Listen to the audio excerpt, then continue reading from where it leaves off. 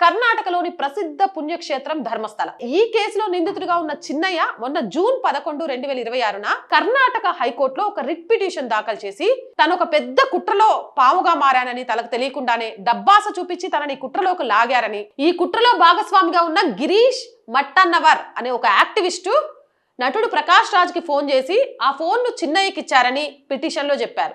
ప్రకాష్ రాజ్ చిన్నయ్యతో తమిళంలో మాట్లాడారని, యాక్టివిస్టులుగా చెప్పినట్టు అధికారుల ముందు స్టేట్మెంట్ ఇస్తే తనను కలుస్తానని, తన భుజం మీద చేయేసి మాట్లాడతానని, కౌగులించుకుంటానని తనకు హామీ ఇచ్చారని, ప్రకాష్ రాజ్ తనకు ఇట్లా మాట్లాడారు, నాతో స్వయంగా మాట్లాడారు తమిళంలో అంటూ పిటిషన్ లో పేర్కొన్నాడు. ప్రకాష్ రాజ్ నీచపు బుద్ధి ఇంత దిగజారిందా?